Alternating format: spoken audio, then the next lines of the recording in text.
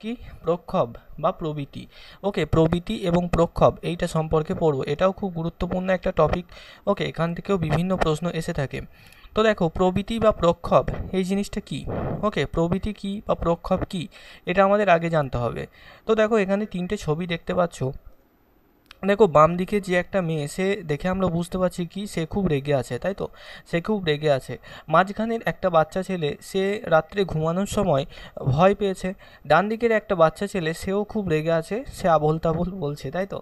তো দেখো, এই যে ঘটনাগুলো তোমরা দেখতে পাচ্ছ, আমাদের প্রত্যেকের মধ্যেই কিন্তু এইসব হয়, তাই তো। কখনো কখনো আমরা খুব বেশি রেগে যাই, কখনো কখনো আমরা ভয় পাই, কখনো কখনো আমরা চিৎকার করি রেগে গিয়ে, তাই তো। এই সব ঘটনা হয়। ওকে, তো এইগুলোই হচ্ছে আসলে কি, এইগুলোই হচ্ছে প্রক্ষোভ। এবার প্রবৃত্তি এবং প্রক্ষোভ এই দুটো কিন্তু সম্পূর্ণ আলাদা জিনিস, ঠিক আছে। প্রবৃত্তি, সমস্ত প্রবৃত্তি এবং সমস্ত প্রক্ষোভ কিন্তু এক নয়। ওকে, প্রবৃত্তি আলাদা, প্রক্ষোভ আলাদা। তো এগুলো সম্পর্কে আমরা আজকে জানবো। ওকে, তো সোজা সাপটা সহজভাবে বোঝার জন্য প্রথমে তোমরা মনে রাখবে যেটা, সেটা হচ্ছে এই যে প্রবৃত্তি দেখতে পাচ্ছ, এই যে প্রবৃত্তি, প্রবৃত্তি কথার অর্থ মনে রাখবে কি আচরণ। ওকে, আচরণ। অর্থাৎ এই যে প্রক্ষোভ রয়েছে, প্রক্ষোভের কারণে আমরা যে ধরনের আচরণ করি, সেটাই হচ্ছে কি, সেটাই হচ্ছে আমাদের প্রবৃত্তি। যেমন ধরো, এই যে মাঝখানে ছবিটা দেখতে পাচ্ছ, যে এই বাচ্চা ছেলেটা ভয় পেয়েছে। ওকে, এই যে ভয় পেয়েছে, তো এই যে ভয়, এই ভয়টা হলো আসলে কিন্তু প্রক্ষোভ। ওকে, এই ভয়টা হলো প্রক্ষোভ। এবং ভয় পাওয়ার ফলে সে যে আচরণ করবে, অর্থাৎ ধরো কিছুক্ষণ পর সে রুম থেকে দৌড়ে বেরিয়ে চলে গেল ভয়ে, ঠিক আছে, ভয়ে সে রুম থেকে দৌড়ে বেরিয়ে চলে গেল। তো এই যে আচরণটা করছে প্রক্ষোভের বশবর্তী হয়ে, সেটা হচ্ছে তার প্রবৃত্তি। ওকে, এই মেয়েটা ধরো রেগে রয়েছে, তো সে রেগে আছে ঠিকই। এবার এই রেগে থাকা অর্থাৎ রাগ যেটা, সেটা হচ্ছে তার প্রক্ষোভ। এবার সে রাগের বশবর্তী হয়ে যে আচরণটা করবে, ধরো কিলিয়ে এর নাকটা ফাটিয়ে দিল, বা লাথি মেরে এর মাথা ফাটিয়ে দিল, ঠিক আছে। তো এই যে আচরণগুলো করবে, সেইগুলো কিন্তু এই প্রবৃত্তি বা আচরণের মধ্যে পড়বে, ঠিক আছে। তাই মনে রাখবে, প্রবৃত্তি এবং প্রক্ষোভ কিন্তু আলাদা জিনিস। ওকে, দেখো, প্রবৃত্তি বা ইন্টেন্স কি, এটা দেখো, প্রবৃত্তি সম্পর্কে আলোচনা করতে গেলে প্রথমেই আমরা আমাদের যার নাম উল্লেখ করতে হয়, তিনি হলেন ম্যাকডুগাল। ওকে, ম্যাকডুগাল, ম্যাকডুগাল মনে রাখবে, ম্যাকডুগাল কিন্তু এই প্রবৃত্তি এবং প্রক্ষোভ নিয়ে প্রচুর গবেষণা করেছেন। এবং তিনি 14 রকমের প্রক্ষোভের কথা কিন্তু তিনি তুলে ধরেছিলেন। ওকে, 14 রকমের, 14 টাইপস অফ, ওকে, 14 রকমের প্রক্ষোভের কথা কিন্তু তিনি তুলে ধরেছিলেন। দেখো, আহ, আচ্ছা, 1 মিনিট, পেনটা কাজ করছে না মনে হচ্ছে, দাঁড়াও। দেখো, তো প্রথমেই আমরা যার নাম উল্লেখ করব, তিনি হচ্ছেন মনোবিজ্ঞানী ম্যাকডুগাল, উইলিয়াম ম্যাকডুগাল। ঠিক আছে, দেখো, প্রথম দিকে ম্যাকডুগাল জীববিদ্যা এবং চিকিৎসাবিদ্যা এবং নৃতত্ত্ববিদ্যার ওপর কিন্তু গবেষণা করেছিলেন। পরে তিনি মনোবিজ্ঞানের উপর নিজেকে নিযুক্ত করেন। তিনি অক্সফোর্ড বিশ্ববিদ্যালয়ের অধ্যাপক ছিলেন এবং সামাজিক আচরণের উপর কিন্তু তিনি অধ্যয়ন করার সময় এই যে প্রবৃত্তির কথা উল্লেখ করেন। কত প্রকারের প্রবৃত্তি বললাম, তিনি বলেছেন 14 প্রকারের প্রবৃত্তির কথা। ওকে, 14 প্রকারের প্রবৃত্তির কথা কিন্তু তিনি বলেছেন। এবং তিনি মনে করেন প্রবৃত্তি হলো মানুষের সব কর্মের প্রেরণাদায়ক।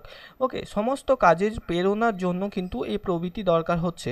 প্রবৃত্তির অর্থ এবং সংজ্ঞা সম্পর্কে আমাদের জানতে হবে। দেখো, ম্যাকডুগাল প্রবৃত্তির উপর একটি সার্বিক সংজ্ঞা প্রদান করেছেন। তার মধ্যে প্রবৃত্তি কি, প্রবৃত্তি হলো বংশধারা সূত্রে প্রাপ্ত জৈব মানসিক একটা প্রবণতা, যা ব্যক্তিকে বিশেষ শ্রেণীর বস্তুকে প্রত্যক্ষণ করতে, তার প্রতি মনঃসংযোগ করতে এবং ব্যক্তিকে সক্রিয় করে তোলে এবং বস্তুর প্রতি বিশেষ ধরনের আচরণে বাধ্য করে। যেমন ধরো, উদাহরণ হিসাবে, যদি কোনো একজন ব্যক্তি, সে ধরো একজন মেকানিক। ওকে, সে একজন মেকানিক। তো সে সারাদিন এই গ্যারেজের মধ্যে কাজ করে, গাড়ি টাড়ি এইসব ঠিকঠাক করে। তো তার একটা ছোট্ট পাড়া বাচ্চা আছে, তার বয়স ধরো 8 বছর। তো সেও কি, সে বাবার সাথে কিন্তু কাজ দেখছে। সে কিন্তু এই বংশগতভাবে কিন্তু সে এই কাজের প্রতি ইন্টারেস্ট পাবে। এটাকে বলছেন ম্যাকডুগাল বলছেন, অর্থাৎ সেও বাবার মতো হতে চাইবে, সেও কিন্তু বাবার মতো এই ধরনের কাজগুলো শিখতে চাইবে। পড়াশোনা খেলাধুলার প্রতি তার মনোযোগ থাকুক না থাকুক, এই যে গাড়িপত্র এইসব নিয়ে কাজ করা, এই সম্পর্কে কিন্তু তার মনোযোগ থাকবে। ওকে, দেখো, প্রবৃত্তির এই সংজ্ঞাটির মধ্যে ব্যক্তির 3টে মাত্রায় দেখা যায়। ওকে, আমাদের 3টে মাত্রা আছে, আমরা জানি সবাই, যেটাকে ক্ষেত্র বলা হয় অনেক সময়, ডোমেন, তাই তো। একটা হচ্ছে কগনেটিভ ডোমেন, কগনিটিভ ডোমেন কিসের সাথে সম্পর্কযুক্ত? মনে রাখবে, কগনিটিভ ডোমেন আমাদের বুদ্ধির সাথে সম্পর্কযুক্ত, বুদ্ধি বা প্রজ্ঞার সাথে সম্পর্কযুক্ত। ওকে, পরবর্তীতে আসছে অ্যাফেক্টিভ ডোমেন। অ্যাফেক্টিভ ডোমেন কিসের সাথে সম্পর্কযুক্ত? আমাদের আবেগ, ওকে, আবেগ এবং অনুভূতির সাথে সম্পর্কযুক্ত। এগুলো কিন্তু মনে রাখতে হবে তোমাদের, আবেগ এবং অনুভূতির সাথে সম্পর্কযুক্ত। এবং কোনটি ডোমেন বা এটাকে অনেক সময় সাইকোমোটো পাবে। ওকে, সাইকোমোটো ডোমেন পাবে, সাইকোমোটো একই ব্যাপার। এটা হচ্ছে কি শারীরিক সঞ্চালনের সাথে সম্পর্কযুক্ত। যে কোনো কর্ম, যে কোনো কাজ, যে সমস্ত কাজে শারীরিক সঞ্চালন হয়, যেমন হেঁটে যাওয়া, দৌড়ে যাওয়া, ওকে, ইত্যাদি শরীর সঞ্চালন হবে, এরকম কাজের সাথে সম্পর্কযুক্ত হচ্ছে এই যে কোগনিটিভ বা সাইকোমোটো ডোমেন। ঠিক আছে, আচ্ছা এবার দেখো এই যে কগনিটিভ ডোমেন, এই কগনিটিভ ডোমেন সম্পর্কে গবেষণা কে করেছেন তোমরা সবাই জানো, পিঁয়াজি কিন্তু এই নিয়ে গবেষণা করেছিলেন, এগুলো আর বলতে হবে না তোমাদের। এই কগনিটিভ ডোমেনের সাথে কি রয়েছে? তো আমাদের ডোমেন মূলত তিনটে রয়েছে, মনে রাখবে কি কি ডোমেন বা ক্ষেত্র। আমাদের কগনিটিভ ডোমেন বা প্রজ্ঞামূলক ক্ষেত্র রয়েছে আমাদের মনের মধ্যে, অ্যাফেক্টিভ ডোমেন রয়েছে এবং কোগনিটিভ বা সাইকোমোটো ডোমেন রয়েছে। ঠিক আছে, তো দেখো একটা উদাহরণ হিসাবে দেখো কি বলা হচ্ছে, যে একটা ব্যক্তি সে রাস্তা দিয়ে হাঁটছিল, ওকে, চলার পথে একটা সাপকে সে প্রত্যক্ষণ করে, ওকে, একটা সাপকে দেখে। এই ক্ষেত্রে কি হচ্ছে, দেখো সাপ হঠাৎ করে রাস্তা দিয়ে যাচ্ছ, যেতে যেতে যখন হঠাৎ করে একটা সাপ তোমার চোখের সামনে তুমি দেখতে পাবে, তোমার কি আচরণ একই রকম থাকবে আগের মতো? না, তুমি চমকে উঠবে স্বাভাবিকভাবেই, তাই তো? এই যে সাপটাকে প্রত্যক্ষণ করলে, অর্থাৎ তুমি ওই বস্তুটাকে, এই বস্তুটাকে দেখে বুঝতে পারলে যে এটা সাপ, এটা একটা সাপ, এখান থেকে তোমাকে দূরে সরে যেতে হবে। এই যে বুঝতে পারলে যে এটা সাপ, এখানে তোমার এই যে কগনিটিভ ডোমেন, এখানে তোমার বুদ্ধি কার্যকর হলো, কগনিটিভ ডোমেন কিন্তু কার্যকরী হলো, অর্থাৎ এর সাথে আমরা বুঝতে পারছি বুদ্ধি কিন্তু সম্পর্কযুক্ত। ওকে, বুদ্ধি সম্পর্কযুক্ত। এবার দেখো সাপটাকে দেখতে পেলে এবং তুমি বুঝতে পারলে যে এটা সাপ, এবার কি হলো, যে এই সাপটাকে প্রত্যক্ষণ করার পরেই নিরাপত্তার প্রশ্নে তার মধ্যে ভয়ের উদ্রেক হয়। ওকে, সাপ দেখার পরে কি হবে, যখনই আমরা বুঝতে পারবো যে এই আমার সামনে একটা সাপ রয়েছে, আমার মধ্যে একটা ভয় সৃষ্টি হবে, তাই তো? ভয় সৃষ্টি হবে। এই ভয় কি, আসলে ভয় হচ্ছে অনুভূতি। তো এটা হচ্ছে অ্যাফেক্টিভ ডোমেনের অন্তর্গত। ঠিক আছে, ভয়, রাগ, হিংসা, ক্রোধ, এগুলো সব অ্যাফেক্টিভ ডোমেনের অন্তর্গত। ওকে, দেখো তারপরে তখনই ব্যক্তি হয় ছুটে পালাবে, না হলে সাপটিকে মারতে সচেষ্ট হবে। ওকে, হয় সে যদি সাহসী ব্যক্তি হয় সাপটাকে মারার জন্য আসবে, আর যদি সে ভয় পায় সাপকে খুব, তাহলে সাপ দেখার পরেই সে কিন্তু দৌড়ে পালাবে। হ্যাঁ, ব্লুম ট্যাক্সোনমির মতো একদম, ব্লুম ট্যাক্সোনমিতেও এইগুলোকে আবার পাবে তোমরা, কগনিটিভ, অ্যাফেক্টিভ এবং কোগনিটিভ বা সাইকোমোটো। ঠিক আছে, আচ্ছা দেখো সাপটিকে মারতে সে সচেষ্ট হবে বা দৌড়ে পালাবে, এখানে একটা কাজ করছে। তো হয় সে লাঠি দিয়ে সাপটাকে মারছে, সেখানেও দেখো তার শরীরের সঞ্চালন হচ্ছে বা কাজ হচ্ছে, যেমন তাকে হেঁটে আসতে হচ্ছে, লাঠি নিয়ে সাপটার উপর আঘাত করতে হচ্ছে, শরীরের সঞ্চালন হচ্ছে। আবার সে যদি দৌড়ে পালায়, তাহলে সেখানেও দৌড়াতে হচ্ছে, সেখানেও তার শরীরের সঞ্চালন হচ্ছে। তো একটা কাজ যখন হচ্ছে সেটা কর্মমূলক মাত্রা বা সাইকোমোটো ডোমেন বা কোগনিটিভ ডোমেনের অন্তর্গত। এই তিনটে ডোমেন বোঝা গেছে কিনা বলবে, কারোর কোনো অসুবিধা আছে কিনা বলবে এই তিনটে ডোমেন বুঝতে?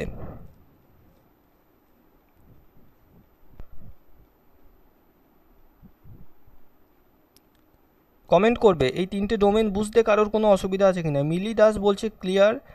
ওকে, বেশ, সৌভিক বলে দিচ্ছি, চন্দন বলছে ক্লিয়ার, এটাকে জান্নাত বলছে ক্লিয়ার, লক্ষ্মীরাম বলছে ক্লিয়ার, ওকে, গোলাম বলছে ক্লিয়ার, বন্দনা বলছে ক্লিয়ার। ঠিক আছে, অভিজিৎ। ওকে, কোগনিটিভ বা সাইকোমোটো, দেখো কোগনিটিভ এটারই অপর নাম সাইকোমোটো।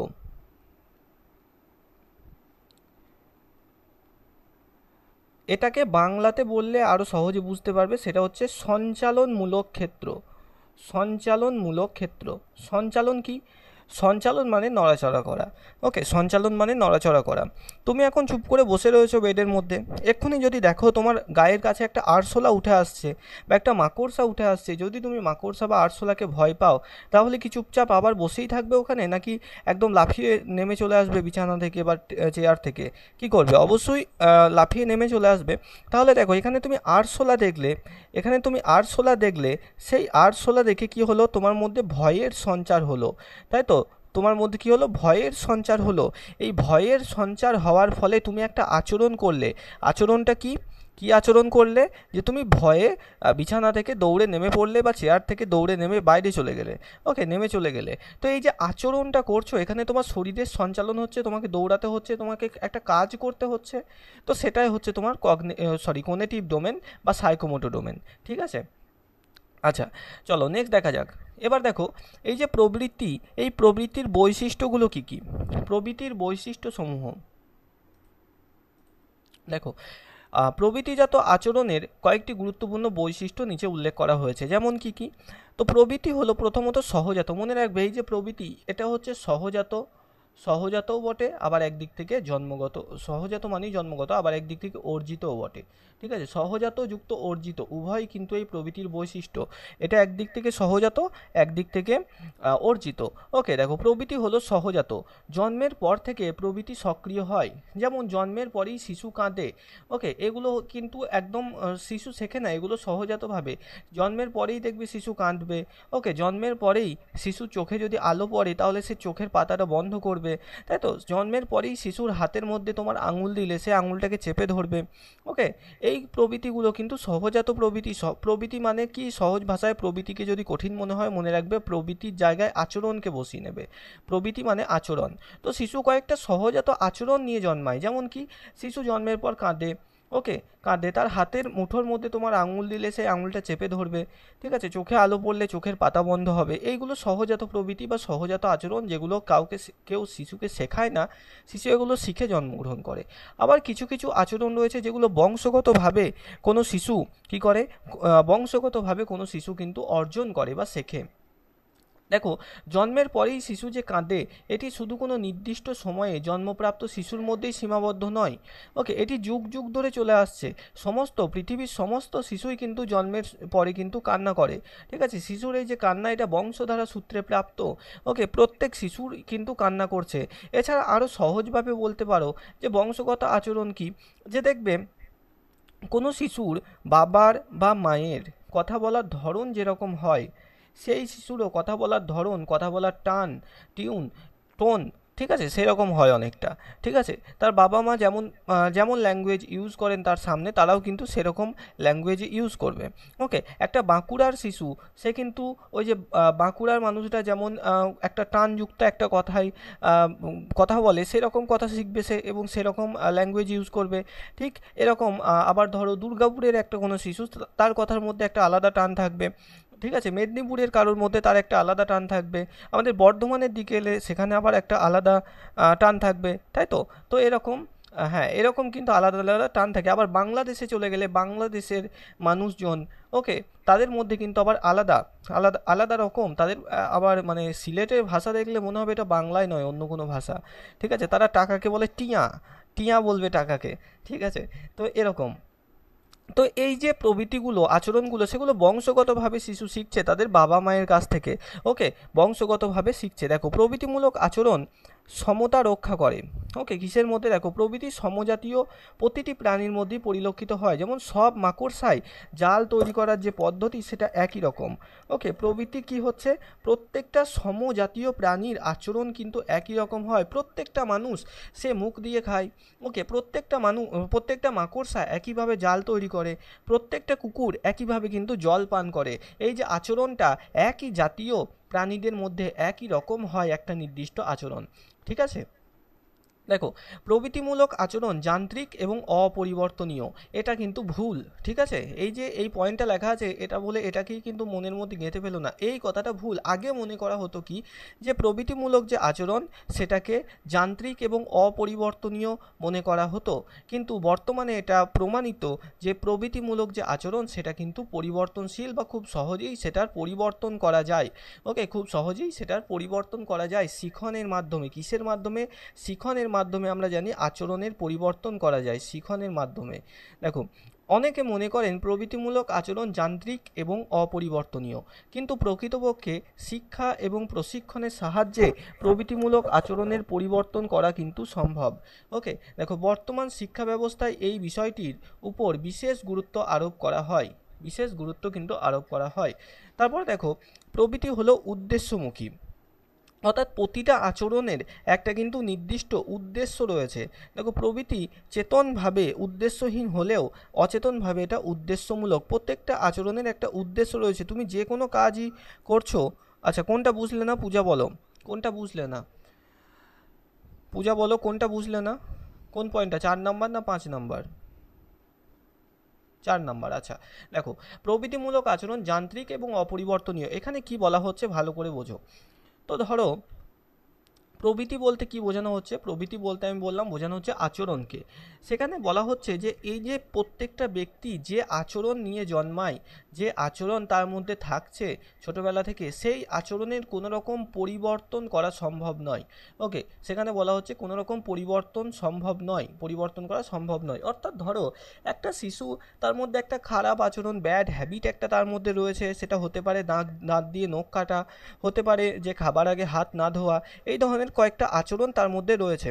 তো আগে কি মনে করা হতো, এই যে প্রবৃত্তিগুলো রয়েছে, সেই প্রবৃত্তি, আচ্ছা আরও সহজ উদাহরণ দিই। যেমন ধরো পূজা, তুমি ধরো ওই যে প্রথমেই বললাম, ধরো তুমি আরশোলাতে বা মাকড়সাতে ভয় করো, ঠিক আছে? তো ভয় এখানে তোমার প্রক্ষোভ। এবং যখনই তুমি বাড়িতে আরশোলা দেখো বা মাকড়সা দেখো, তুমি কি পাও? ভয় পাও। এবং ভয় পেয়ে পলায়ন করো, মানে পালিয়ে যাও। ওকে, এখানে ভয়টা হচ্ছে কি? এখানে ভয়টা হচ্ছে তোমার প্রক্ষোভ। এখানে ভয় হচ্ছে প্রক্ষোভ, এবং এই যে পলায়ন, এটা হচ্ছে প্রবৃত্তি বা আচরণ। এটা হচ্ছে প্রবৃত্তি বা আচরণ, ঠিক আছে?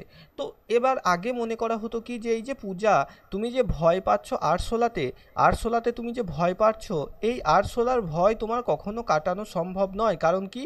কারণ তোমার মধ্যে এই ভয়টা গেঁথে রয়েছে এবং তুমি ছোটবেলা থেকে এটাতেই ভয় পেয়ে আসছো। কিন্তু পরবর্তীতে দেখা গেল কি, পরবর্তীতে প্রমাণিত হলো যে না, পূজাকে যখন সঠিকভাবে টিচ করা হবে যে আরশোলা আমাদের তোমাকে খেয়ে নিতে পারবে না, ঠিক আছে? আরশোলা যদি দেখতে পাও বা আরশোলা যদি তোমার গায়ে ওঠে, তাহলেও যে বিরাট কিছু ক্ষতি হবে তেমন কিন্তু নয়। এরকম যখন তোমাকে বিশেষভাবে শেখানো হবে, ব্যাপারগুলো বোঝানো হবে, তখন দেখবে তোমার কি আর আগের মতো অত ভয় লাগবে না। ঠিক আছে, ভয়টা কেটে যাবে। ছোটবেলাতে আমরা অনেকেই অনেক জিনিসে ভয় করতাম তো, কিন্তু এখন কি আর সেই ভয় পাই? দেখবে পাড়াতে হয়তো কোনো লোক থাকতো, হ্যাঁ, যাদের হয়তো দাঁতটা ভাঙা, ওকে, অনেকটা লম্বা, মাথায় হয়তো টাক রয়েছে, তাদের দেখে আমরা ভয় করতাম ছোটবেলাতে। কিন্তু এখন কি সেরকম ভয় পাবো? তো আমাদের যে ভয়, সেই ভয়টা সারা জীবন একটা নির্দিষ্ট বস্তুতে তো স্ট্যাটিকভাবে থাকে না, সেই ভয়টা স্থানান্তরিত হয়। হতে পারে তুমি ছোটবেলায় আরশোলাতে ভয় পেতে, এখন হয়তো আরশোলা নিয়ে খেলা করছো, ঠিক আছে? তো এই যে প্রবৃত্তি, যেটা আগে তুমি আরশোলা দেখলে পালিয়ে যেতে, এখন কিন্তু আরশোলা দেখলে আর পালিয়ে যাচ্ছ না, অর্থাৎ ভয়টা তোমার কেটে গেছে। এখানে তোমার প্রবৃত্তির পরিবর্তন হলো, এটাই বলা হয়েছে ওখানে, ঠিক আছে? যে প্রবৃত্তি যেটা, সেটা কিন্তু যান্ত্রিক এবং অপরিবর্তনীয়, প্রথমে এটা মনে করা হতো, কিন্তু বর্তমানে এটা মনে রাখবে, বর্তমানে এটা পরিবর্তনীয় বলে স্বীকার করা হয়েছে। অর্থাৎ শিখনের মাধ্যমে প্রবৃত্তির পরিবর্তন করানো যায়। চলো, তার পরবর্তীতে 5 নম্বর পয়েন্ট দেখো। প্রবৃত্তি হলো উদ্দেশ্যমুখী, অর্থাৎ প্রত্যেকটা আচরণ যেটা তুমি করছো, তার একটা কি থাকবে? নির্দিষ্ট উদ্দেশ্য থাকবে। ওকে, নির্দিষ্ট উদ্দেশ্য থাকবে। যেমন ধরো, আরশোলা দেখলে তুমি ভয়ে পালিয়ে যাচ্ছ, এখানে পালানোটা হচ্ছে তোমার প্রবৃত্তি। এখানে এই পালানোর পিছনে নির্দিষ্ট একটা উদ্দেশ্য আছে। হতে পারে তোমার কাল্পনিক উদ্দেশ্য, যে তুমি ভাবছিলে আরশোলাটা তোমাকে মেরে ফেলবে, তুমি তোমার নিজের প্রাণ বাঁচানোর জন্য দৌড়াচ্ছ, এটা তোমার উদ্দেশ্য পালানোর। বা হয়তো ভয় পেয়েছো, তুমি ভাবছো কি, যে আরশোলা যদি তোমার গায়ের মধ্যে উঠে পড়ে, তাহলে সেখানে বিষক্রিয়া হয়ে যাবে, ফাঙ্গাল ইনফেকশন হয়ে যাবে। তো সেগুলো থেকে বাঁচার জন্য তুমি দৌড়ে পালাচ্ছ। অর্থাৎ প্রতিটা আচরণ যেটা আমরা করছি, তার একটা নির্দিষ্ট উদ্দেশ্য কিন্তু থাকছে। ওকে, তারপরে দেখো, প্রবৃত্তি এবং প্রক্ষোভ। তো ম্যাকডুগালের মতে প্রতিটি প্রবৃত্তির সঙ্গে নির্দিষ্ট একটা করে প্রক্ষোভ যুক্ত থাকে। যেমন এই যে বললাম, পালিয়ে যাওয়ার সাথে কি প্রক্ষোভ আছে? পালিয়ে যাওয়ার সাথে কিন্তু ভয়, ভয় নামক প্রক্ষোভ কিন্তু জড়িত আছে। আমরা যে জিনিসটাতে ভয় পাই, সেই জিনিস থেকেই কিন্তু পালিয়ে বেড়াই। সেটা হতে পারে মূর্ত বা বিমূর্ত। তোমার যদি অঙ্কে ভয় পাও, তুমি অঙ্ক বিষয় থেকে, এমনকি অঙ্কের টিচার থেকেও পালিয়ে বেরোবে, ঠিক আছে? তুমি যদি সিডিপিতে ভয় পাও, তুমি সিডিপি টিচার থেকে, সিডিপির ক্লাস থেকে, সিডিপি এর সমস্ত প্রশ্ন উত্তর থেকে তুমি ভয়ে পালিয়ে বেড়াবে। তুমি যদি কুকুর থেকে ভয় পাও, তাহলে রাস্তায় কুকুর দেখলেই তুমি আর সেই পথে যাবে না, তাই তো? আচ্ছা, তো এই যে বলা হচ্ছে, ম্যাকডুগাল কি বলেছেন, যে আমাদের জীবনের প্রতিটা প্রবৃত্তির সাথে একটা করে নির্দিষ্ট প্রক্ষোভ কিন্তু জড়িত আছে। যেমন পালানোর সাথে বলতে পারো যে একটা প্রক্ষোভ জড়িত আছে, কি, যে ভয় পাওয়া। ঠিক একইভাবে লোভনীয় খাবারের সুগন্ধ সেটা একটা প্রক্ষোভ। ওকে, লোভনীয় খাবারের সুগন্ধ সেটা একটা প্রক্ষোভ, তার সাথে তোমার একটা প্রবৃত্তি যুক্ত আছে কি, যে তোমার খিদে পেয়ে যায়।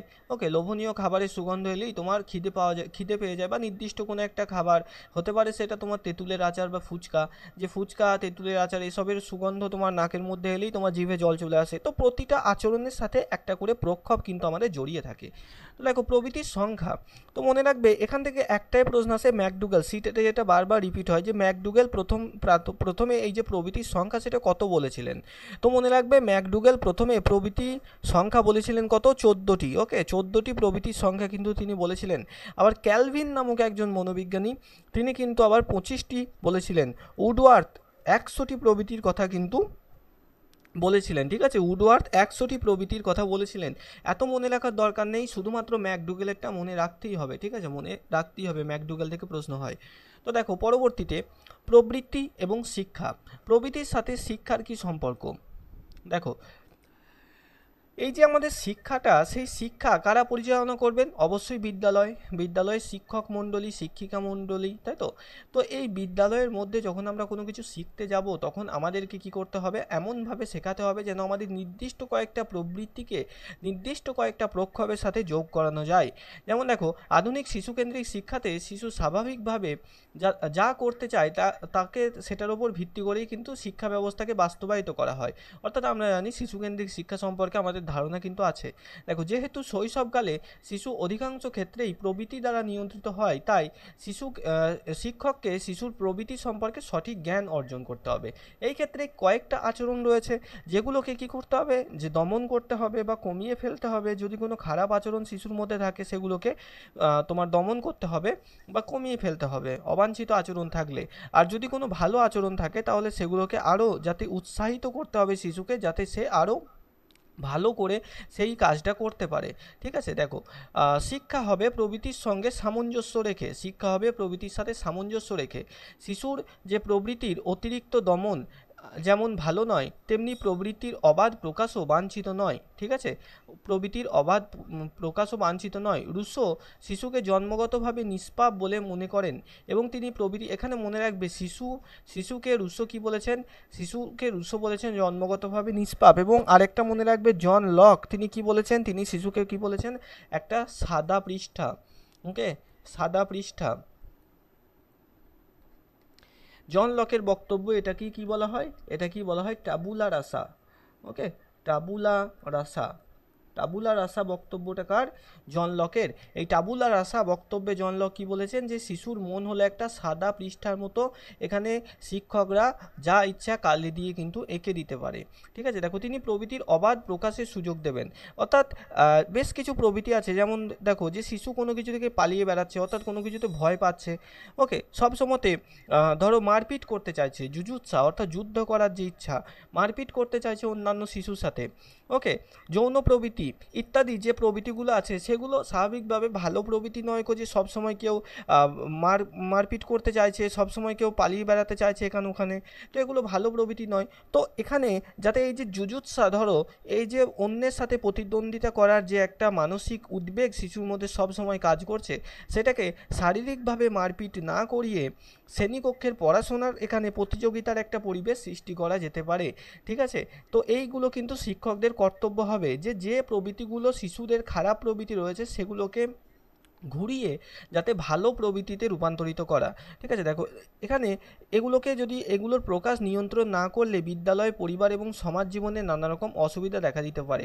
একটা শিশু সে যাকে পাচ্ছে তাকে মারছে, ঠিক আছে, তো তার এই স্বভাবটা যদি পরিবর্তন না হয়, পরবর্তীতে কিন্তু সে যতই বড় হবে, সেখানে বাড়ির লোকজনকেও সে মারধর করবে, এবং সমাজেও কিন্তু সে একটা গুন্ডা রূপে কিন্তু পরিচিত হবে। ঠিক আছে, সমাজ জীবনেও সে ভালোভাবে কিন্তু জীবনযাপন করতে পারবে না। তো এরকম বিভিন্ন অসুবিধা দেখা দিতে পারে। ঠিক আছে, তাই এমন মধ্যম পন্থা গ্রহণ করতে হবে যাতে ব্যক্তি ও সমাজ উভয়ের কল্যাণ হয়। যেমন কি যেটা বললাম, যে সে সবসময় কি চায়, অন্যকে মারতে চায়, অন্যকে হারাতে চায়, অন্যের থেকে আমি শ্রেষ্ঠ এটা সবসময় প্রমাণ করতে চায়। ঠিক আছে, এটা সবসময় প্রমাণ করতে চায়। তো শিশুর এই যে মনের এই যে আকাঙ্ক্ষা, এটাকে এরকম ফিজিক্যালভাবে না করিয়ে শ্রেণীকক্ষে কম্পিটিশনের মাধ্যমে করানো যেতে পারে, যে তুমি সকলের থেকে বেশি নাম্বার নিয়ে এসো পরীক্ষায়, তুমি সকলের থেকে ভালো ফলাফল করো। ঠিক আছে, তাহলে এইভাবে এইভাবে কিন্তু প্রবৃত্তিটার দেখো একটা ইউ টার্ন ঘটাতে পারছো তুমি শিক্ষক বা শিক্ষিকা হিসাবে। দ্বিতীয়ত দেখো, শিক্ষা হবে প্রবৃত্তির উদ্গমনে। উদ্গমন মানে কি, এটাকে কমিয়ে দেওয়া হবে, উদ্গমন মানে কমিয়ে ফেলা। দেখো প্রবৃত্তির দমন নয় বরং উদ্গমনই শ্রেষ্ঠ পন্থা। কোনো প্রবৃত্তিরই একদম পুরোপুরি দমন করা সম্ভব নয়, ঠিক আছে। যে শিশুর মধ্যে এই যে জুজুৎসা ভাবনা রয়েছে, যে শিশুর মধ্যে পলায়ন ভাবনা রয়েছে, যে শিশুর মধ্যে ভয় রয়েছে, কখনোই 100% এই ভয়কে তার মন থেকে তাড়ানো সম্ভব নয়। ওকে, কি সম্ভব? সেই ভয়ের পরিমাণটা কমিয়ে দেওয়া সম্ভব।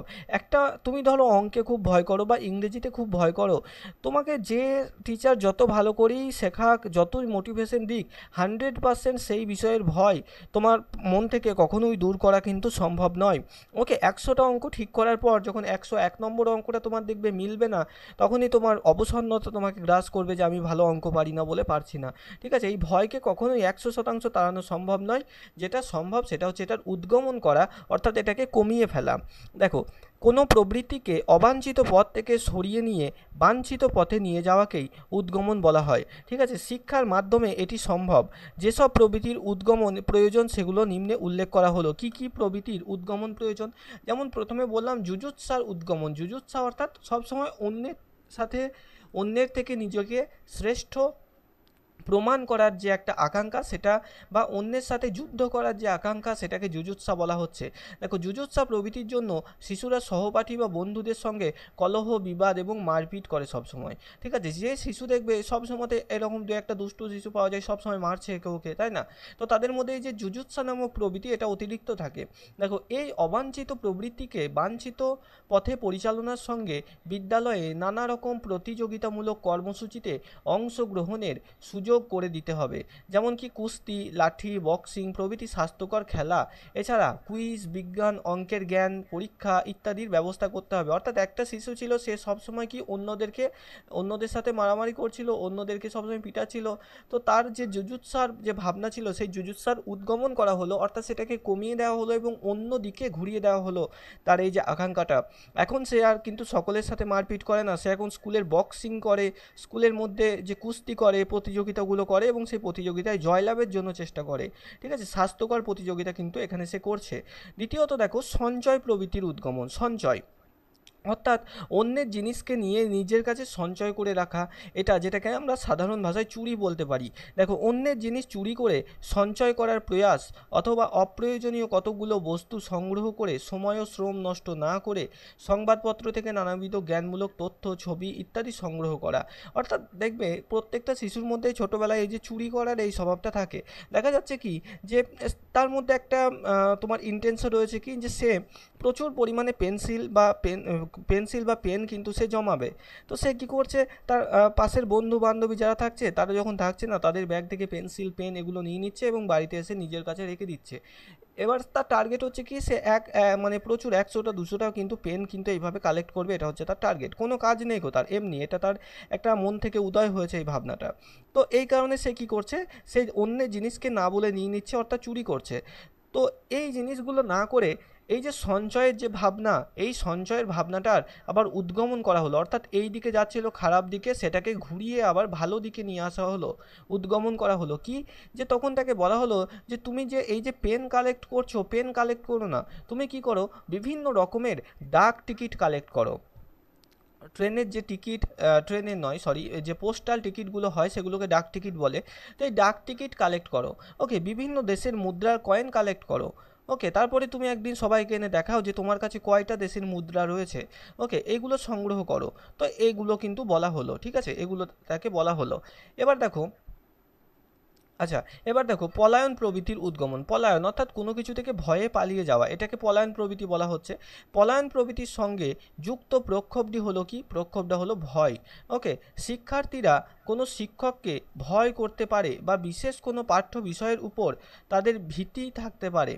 সেই সব শিক্ষক বা সেই বিষয়সমূহ যিনি পাঠদান করছেন সেই ক্লাসে শিক্ষার্থী সাধারণত অনুপস্থিত থাকে, এটিই হলো পলায়ন। অর্থাৎ তোমার যদি আমার সাবজেক্টটাতে যদি ভয় লাগে, সিডিপিতে যদি ভয় লাগে, তো আমার ক্লাসে কিন্তু তুমি আসবে না, এটাই স্বাভাবিক। তোমার যদি অঙ্কে ভয় পাও, অঙ্কের স্যার যদি কোনো দিন হয়তো তোমাকে বকেছে একটু, তো তোমার কিন্তু আর অঙ্কের স্যারের ক্লাস করতে ভালো লাগবে না, তাই তো? দেখবে টিফিনের পরে ধরো আমাদের ধরো ভৌত বিজ্ঞান ক্লাস রয়েছে, ধরো স্কুলে যখন আমরা পড়তাম টিফিনের পরে ভৌত বিজ্ঞান ক্লাস ক্লাস ধরো তোমার রয়েছে, তো তুমি ভৌত বিজ্ঞানের কিছুই বুঝতে পারো না বা ভালোও লাগে না, তো স্বাভাবিকভাবে সেই ক্লাসগুলো করতে কি ভালো লাগতো? ঘুম আসতো, মনে হতো কতক্ষণে শেষ হয়ে যাবে। অপরদিকে তোমার ইতিহাস খুব ভালো লাগে, ইতিহাস ক্লাসের জন্য তুমি কিন্তু প্রতীক্ষা করে থাকতে। ধরো সেই 4টের সময় ইতিহাস রয়েছে, তো তুমি সারাদিন কিন্তু প্রতীক্ষা করে আছো যে আজকে আমি মুখস্থ করে এসেছি সিপাহী বিদ্রোহের কারণ, তো আমি মুখস্থ বলবো স্যারকে, স্যার আমাকে গুড বয় বলবে বা গুড গার্ল বলবে, ঠিক আছে? তো এটা হচ্ছে ব্যাপার। এই যে পলায়ন প্রভৃতি, যে কোনো বিষয়ে ভয় থাকলে সেই বিষয় থেকে আমরা পালিয়ে বেড়াই। এবার শিশুদের মধ্যে যখন কোনো একটা নির্দিষ্ট সাবজেক্টে ভয় থাকে, তখন সেই সাবজেক্টের সাথে রিলেটেড সমস্ত প্রশ্ন থেকেও যেমন পালিয়ে বেড়ায়, ঠিক সেরকম সেই সাবজেক্টের ক্লাসগুলো থেকেও সে পালিয়ে বেড়ায়। তো এটা কি করতে হবে? এটাকেও সেই উদ্গমন করতে হবে, অর্থাৎ এই জিনিসটাকে ঘুরিয়ে তার যাতে এমনভাবে তাকে সেই সাবজেক্টটা পড়াতে হবে যেন তার খুব ভালো লাগে, ঠিক আছে? নাটক, গান এইসবের মাধ্যমে পড়াতে হবে যেন তার ভালো লাগে। ওকে, দেখো এর উদ্গমনের জন্য প্রয়োজন হলো বিদ্যালয়কে শিক্ষার্থীদের আনন্দের স্থান হিসাবে গড়ে তোলা, যাতে তাদের কোনো রকমের ভয় না লাগে অঙ্কের ক্লাসে। কার্ড দিয়ে বিভিন্ন ছবি আঁকা, ঠিক আছে, কার্ড দিয়ে বিভিন্ন অঙ্ক করা, রং করা, এই ধরনের কাজ করাতে হবে যাতে শিশুরা কিন্তু এই কাজগুলো করতে ভালোবাসে। আচ্ছা, প্রবৃত্তির এতদূর ছিল, প্রবৃত্তি ঠিকঠাক বোঝা গেছে কিনা একবার বলবে?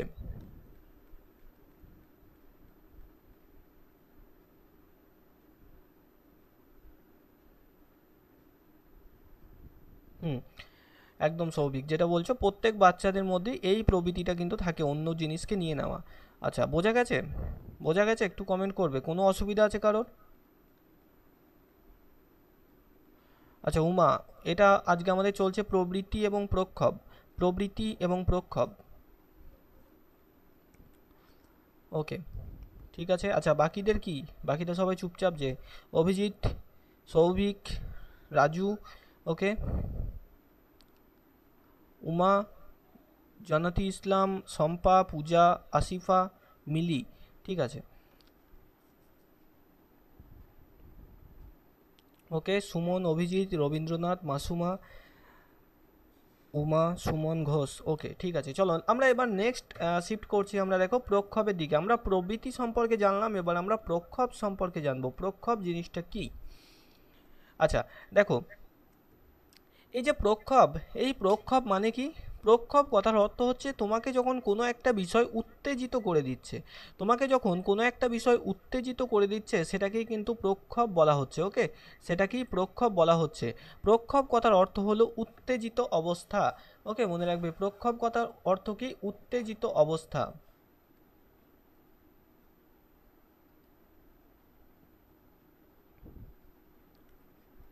প্রেসোনা কিন্তু আমরা অলরেডি পড়েছি। হ্যাঁ, প্রেসোনা আমরা অলরেডি পড়েছি। যারা প্রেসোনার ক্লাসটা দেখোনি অবশ্যই দেখে নিও, রেকর্ড আছে ইউটিউবে, লিঙ্কও দেওয়া আছে। হ্যাঁ, আর প্রেসোনার সাথে সাথে ম্যাসলোর চাহিদা তত, ওটাও পড়ানো হয়েছে। আর প্রেসোনা এবং প্রক্ষোভ এই দুটো থেকে কিন্তু প্রশ্ন আসতেই পারে, খুব ইম্পর্টেন্ট টপিক। দেখো, ব্যক্তির আচরণের অন্যতম নির্ধারক হলো কি? প্রক্ষোভ। অর্থাৎ প্রক্ষোভ তোমাকে ঠিক করে দিচ্ছে তুমি কোন কাজটা করবে করবে না কিভাবে। এই যে দেখো, প্রক্ষোভ কথাটা হচ্ছে ইংরেজি প্রতিশব্দ কি এর? ইমোশন। ইংরেজিতে প্রক্ষোভকে ইমোশন বলা হয়। এই যে ইমোশন, এই শব্দটা এসেছে লাতিন শব্দ, ওকে মনে রাখবে, গ্রিক নয় কিন্তু, লাতিন শব্দ ইমুভার থেকে।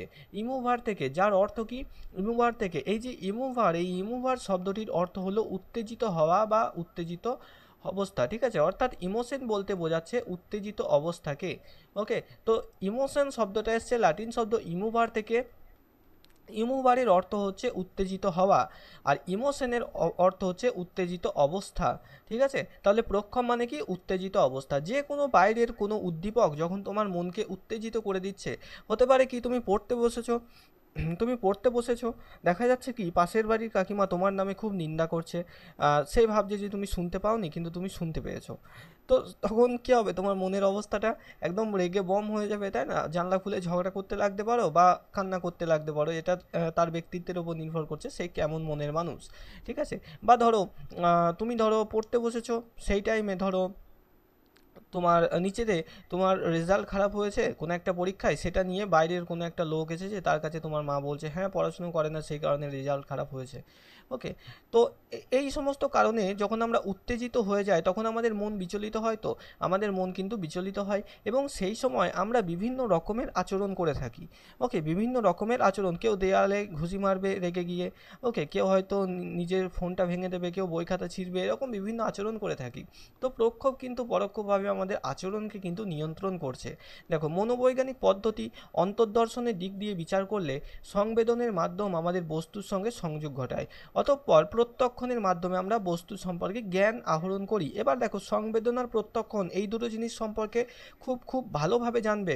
সংবেদন এবং প্রত্যক্ষণ এই দুটোকে কাজে লাগিয়ে একটা প্রশ্ন যদি আসে, মানে ব্যাপারটা না জানলে সংবেদন কি প্রত্যক্ষণ কি, তাহলে কিন্তু ভুল হয়ে যাবে। ওকে, খুব কাছাকাছি দুটো জিনিস। দেখো, অতঃপর প্রত্যক্ষণের মাধ্যমে বস্তু সম্পর্কে আমাদের জ্ঞান হয় এবং বস্তুটির প্রতি ভালো লাগা মন্দ লাগা প্রভৃতি অনুভূতি সৃষ্টি হয়।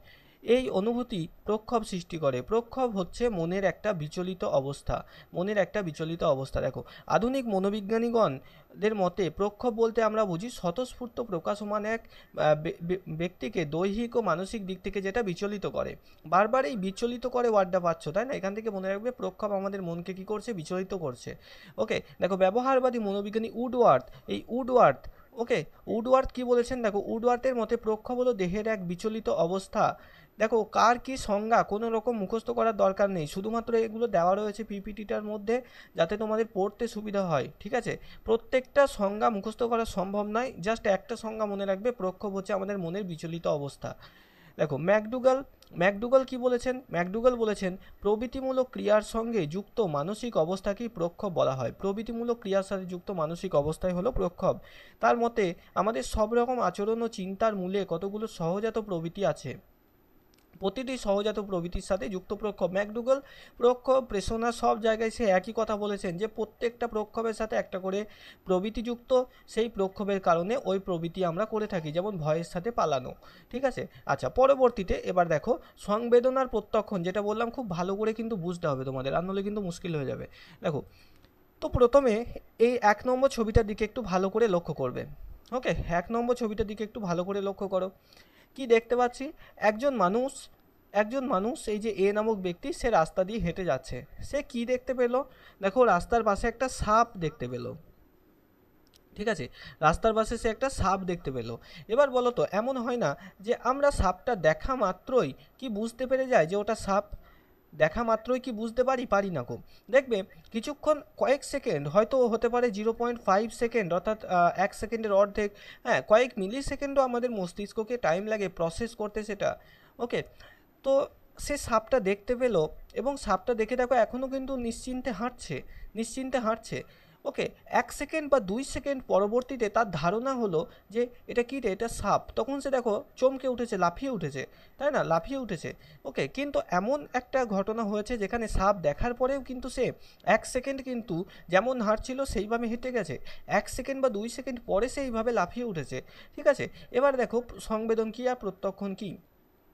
যে মুহূর্তে এই ব্যক্তির চোখ এই সাপের দিকে গেল, ঠিক আছে, সেটা হচ্ছে সংবেদন। অর্থাৎ আমরা যখন কোনো কিছু দেখি, কোনো কিছু দেখছি, কোনো কিছুকে স্পর্শ করছি, সেগুলো সবই সংবেদন। এবার দেখো, সে দেখার পরে যখন বুঝতে পারলো, তার মন যখন, তার মস্তিষ্ক যখন বুঝতে পারলো যে এটা সাপ, যে বোঝা, বোঝা এটা হচ্ছে প্রত্যক্ষণ। ওকে, আরও ভালো করে বোঝো। ধরে নাও তোমার চোখ বন্ধ আছে, তোমার চোখ বন্ধ আছে এবং একটা ধরো কার্ডবোর্ডের বা একটা প্লাস্টিকের বক্সের মধ্যে কি রাখা রয়েছে, একটা ধরো আপেল রাখা রয়েছে, একটা কলা রাখা রয়েছে, আর একটা ধরো শশা রাখা রয়েছে, শশা রাখা রয়েছে ধরে নাও। এবার তোমাকে কি করতে হচ্ছে, এখানে এই বক্সের মধ্যে চোখ বন্ধ অবস্থায় তোমাকে হাত ভরতে হচ্ছে এবং হাত ভরে দেখে বলতে হচ্ছে যে কোনটা কি। ঠিক আছে, এটা কি এটা কি আপেল নাকি কি, এটা কি শশা নাকি, এটা কি, এটা কলা, এরকমভাবে না দেখে তোমাকে শুধু স্পর্শ করে বলতে হচ্ছে। এবার যেই মুহূর্তে তুমি ওই বক্সের মধ্যে হাতটা ঢোকালে, সেই টাইমে তুমি ধরো আপেল বা কলা বা শশা কোনো একটাকে স্পর্শ করলে, এই যে টাচটা হলো, জাস্ট টাচ হয়েছে, কিন্তু এটা হচ্ছে তোমার এটা হচ্ছে সংবেদন, শুধুমাত্র টাচ হয়েছে। এবার পরবর্তীতে আরও 10 সেকেন্ড তুমি ভালো করে নেড়ে ঘেটে ওটাকে দেখলে, তারপরে তুমি বুঝতে পারলে যে এটা নরম এবং লম্বা টাইপের, তো এটা কলা হতে পারে, ঠিক আছে, বা এটা হচ্ছে গোল টাইপের, এটা আপেল বা আম কিছু হতে পারে, তুমি কিছু একটা বুঝলে, তোমার মস্তিষ্ক বুঝলো যে এটা কলা। তো যখন বুঝে গেল যে এটা কলা, সেটা হচ্ছে প্রত্যক্ষণ। ওকে, তো কোনো একটা সংবেদন আমরা বাইরে থেকে বিভিন্ন ইন্দ্রিয়ের মাধ্যমে গ্রহণ করি, ইন্দ্রিয়ের মাধ্যমে যখন কোনো সংবেদন গ্রহণ হচ্ছে, সেটা হচ্ছে সংবেদন। পরবর্তীতে সেই সংবেদনকে আমাদের মস্তিষ্ক প্রসেস করছে এবং বলে দিচ্ছে যে এটা এই জিনিস। অর্থাৎ যখন সেই গৃহীত সংবেদনটা কিসের সেটা আমরা বুঝতে পারছি, তখন সেটা হচ্ছে প্রত্যক্ষণ। ওকে, তখন সেটা হচ্ছে প্রত্যক্ষণ। বোঝা গেল? সংবেদন আর প্রত্যক্ষণে কারো কোনো সমস্যা আছে? এই ধারণাটা ক্লিয়ার রাখবে, এখান থেকে প্রশ্ন হয়। কোনো সমস্যা? বলো। বোঝা গেছে সংবেদন আর প্রত্যক্ষণ কি পার্থক্য? জিজ্ঞাসা করলে বলতে পারবে নিশ্চয়।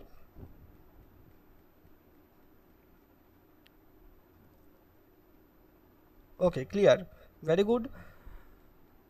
আচ্ছা, কারো যদি অসুবিধা হয় বলবে, ঠিক আছে, কারো যদি মনে হয় ক্লিয়ার হয়নি এখনো বলবে কিন্তু। ঠিক আছে, চলো পরবর্তীতে যাই আমরা। এই যে দেখো, এবার এখানে আরেকটা ছবি তোমরা দেখতে পাচ্ছ, ঠিক আছে, আরেকবার বলতে হবে আসিফা। বেশ, এখানে দেখো আরেকটা ছবি দেখতে পাচ্ছ। প্রথমে দেখো সে হেঁটে যাচ্ছিল এবং সাপটাকে দেখতে পেলো।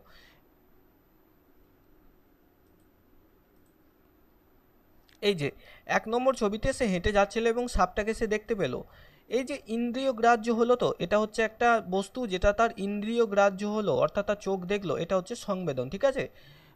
আসিফা আসিফা আজমত দেখবে একটু। তো এটা হচ্ছে সংবেদন।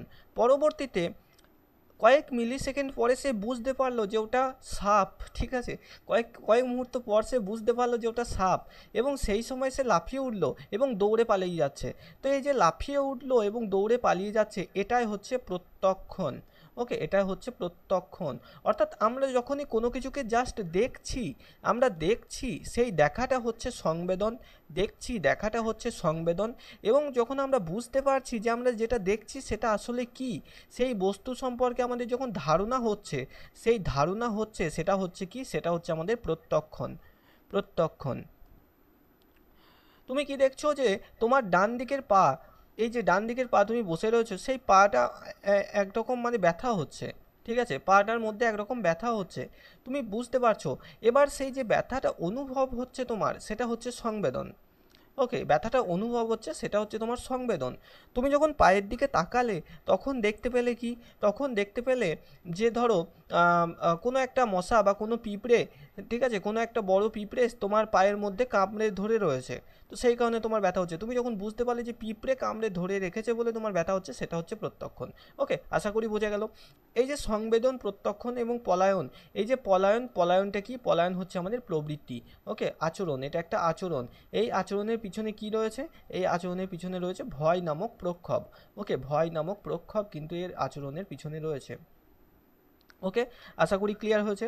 চলো নেক্সট দেখো, এবার প্রক্ষোভের বৈশিষ্ট্য সমূহ, অর্থাৎ প্রতি প্রক্ষোভের নির্দিষ্ট কিছু বৈশিষ্ট্য থাকে, সেই বৈশিষ্ট্যগুলো কি কি। প্রথমত, এই যে প্রক্ষোভ, এটা সহজাত এবং অর্জিত উভয় প্রকারের হয়। হতে পারে কি যে সহজাত, জন্মগতভাবে কেউ কোনো জিনিসে ভয় পায়। হতে পারে জন্মগতভাবে সে যখনই কি যে যখনই ধরো ন্যাপথলিনের সুগন্ধ পায় তার খুব ভালো লাগে, সেটা সহজাত প্রক্ষোভ, তার মন বিচলিত হয়ে যায়। আবার অর্জিত প্রক্ষোভ কি, যে দেখা যাচ্ছে ছোটোবেলায় কোনো একটা টাইমে তাকে একবার কুকুরে কামড়ে দিয়েছিল, তো সেখান থেকে সে যখনই কুকুর দেখে বা বিড়াল দেখে, বিড়ালে কামড়ে দিয়েছিল, বিড়াল দেখে, তখনই ভয় পেয়ে দৌড়ে পালিয়ে যায়, ঠিক আছে। তো একটা দেখো জন্মগতভাবে সে কিন্তু একটা প্রক্ষোভ অর্জন করছি আমরা সবাই। আবার কি যে অর্জিতভাবেও কিন্তু আমরা বাইরের পরিবেশ থেকেও কিছু প্রক্ষোভ আমরা সারা জীবনে অর্জন করি। ওকে, সেটা হতে পারে কোনো প্রাণী যেটাকে দেখে তুমি ভয় পাও, কোনো একটা সময় হয়তো সেই প্রাণীটা তোমার কোনো ক্ষতি করেছিল, তো তাকে দেখলেই তোমার ভয় লেগে যায়। দেখো মনোবিজ্ঞানীগণের মতে সহজাতভাবে আমরা তিনটি প্রক্ষোভকে নিয়ে কিন্তু আমরা জন্মগ্রহণ করি, ঠিক আছে? যেমন কি আনন্দ, ভয় এবং ক্রোধ, ঠিক আছে? ফিয়ার, অ্যাঙ্গার, লাভ। ওকে, ফিয়ার, অ্যাঙ্গার, লাভ। ওকে, মনে রাখবে FAL, ফল, এই ফলকে মনে রাখবে। ফিয়ার, অ্যাঙ্গার, লাভ, এই তিনটে হচ্ছে আমাদের সহজাত প্রক্ষোভের উদাহরণ। প্রশ্ন আসবে এইভাবে যে নিচের কোনটি সহজাত প্রক্ষোভ, ওকে, বা নিচের কোনটি অর্জিত প্রক্ষোভ নয়, এরকমভাবে প্রশ্ন দিতে পারে। দেখো, বয়স বৃদ্ধির সঙ্গে সঙ্গে পরিবেশের সঙ্গে মিথস্ক্রিয়া এবং অনুবর্তনের মাধ্যমে এই প্রক্ষোভগুলোকে কেন্দ্র করে অন্যান্য জটিল প্রক্ষোভ রূপ পায়, যেমন বিরক্তি, ঘৃণা। যখন সহজাত প্রক্ষোভের সাথে অন্য আরেকটা কোনো প্রক্ষোভ যখন একসাথে মিশে যাচ্ছে, তখন সেটা মিশ্র প্রক্ষোভ উৎপন্ন করছে। ওকে, ভালো করে দেখো যে এই যে ঘৃণা নামক প্রক্ষোভটা, ওকে, এই ঘৃণা নামক প্রক্ষোভটা দুটো প্রক্ষোভ মিশে কিন্তু হচ্ছে, অর্থাৎ কোনো একটা ব্যক্তির প্রতি তোমার খুব ঘৃণা হচ্ছে। সেই ঘৃণা হচ্ছে কেন? কারণ তার প্রতি প্রথমত তোমার রাগ থাকবে, অবশ্যই রাগ হবে, এবং কোনো একটা হয়তো কারণে তার প্রতি তোমার ভয় থাকছে। রাগ এবং ভয় এই দুটো মিশে কিন্তু ঘৃণা উৎপন্ন করে কোনো জিনিসের ওপর, ঠিক আছে? রাগ এবং ভয় উভয়ে ঘৃণা উৎপন্ন করে কোনো জিনিসের ওপর, ঠিক আছে?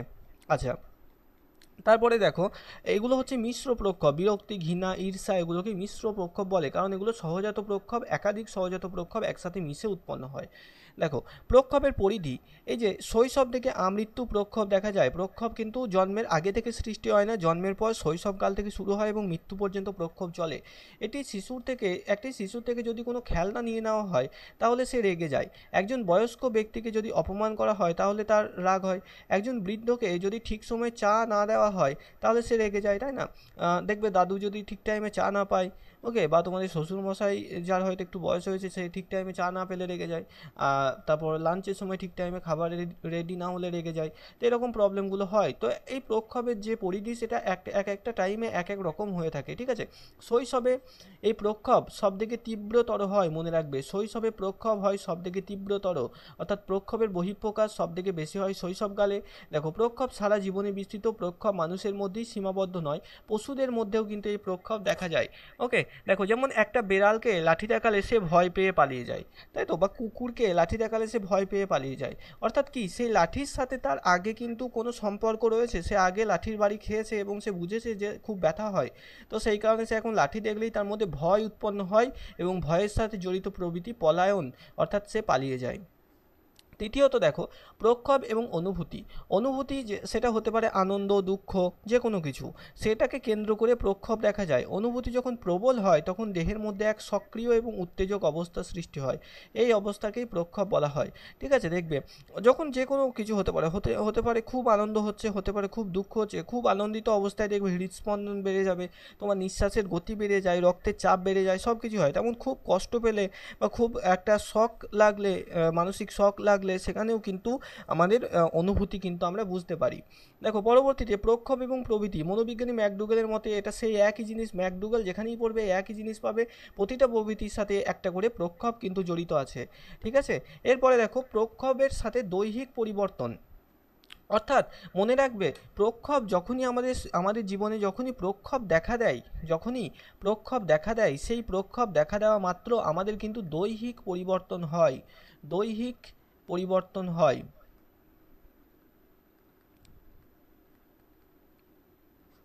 যেমন কি, ধরো তোমার খুব রাগ হলো, রাগ একটা প্রক্ষোভ, তাই তো? রাগ একটা প্রক্ষোভ। রাগ হলে তোমার নিঃশ্বাস প্রশ্বাস জোরে জোরে নাও, তো মানে দম লাগার মতো হয়। হ্যাঁ, প্রচণ্ড মানে রাগ হয়, তার সাথে কী হবে? ঘাম ঝরবে, হৃদস্পন্দন বেড়ে যাবে, হৃদস্পন্দন বেড়ে যাবে, রক্তের চাপ, ব্লাড প্রেশার বেড়ে যাবে, ইত্যাদি বিভিন্ন রকমের কিন্তু প্রবৃত্তি আমরা দেখতে পাই। ঠিক সেরকম যদি খুব বেশি ভয় পাও, কি হবে? গলা শুকিয়ে যায়, তাই তো? জল পান করতে ইচ্ছা হয়, গলা শুকিয়ে যায়। ঠিক সেরকম সেই সময়তেও তোমার নিঃশ্বাস প্রশ্বাসের গতি বেড়ে যাবে, রক্তের চাপ বেড়ে যাবে, ইত্যাদি। ওকে, আচ্ছা, দেখো যেমন কি এই যে এখানে জাস্ট বলা হয়েছে, এটা দেখো নিঃশ্বাস প্রশ্বাসের অস্থিরতা সৃষ্টি হয় যে প্রক্ষোভ সৃষ্টি হলে আমাদের মধ্যে। প্রক্ষোভকালে নিঃশ্বাস এবং প্রশ্বাসের অনুপাত অনেক বেশি বেড়ে যায়। অর্থাৎ প্রশ্বাস গ্রহণ এবং নিঃশ্বাস ত্যাগের থেকে অধিক সময়ের জন্য স্বাভাবিক অবস্থায় এই অনুপাত যখন যেখানে থাকে 0 থেকে 70 বার, ওকে, সেখানে প্রক্ষোভে, আচ্ছা এখানে পয়েন্ট হতো, ঠিক আছে, 0.7 এটা হচ্ছে মান, 0.70 সেখানে 4.70 হয়ে যায়, ঠিক আছে। অর্থাৎ এখান থেকে বোঝা যাচ্ছে যে কি আমাদের নিঃশ্বাস প্রশ্বাসের যে হার সেটা খুব দ্রুত বেড়ে যায়।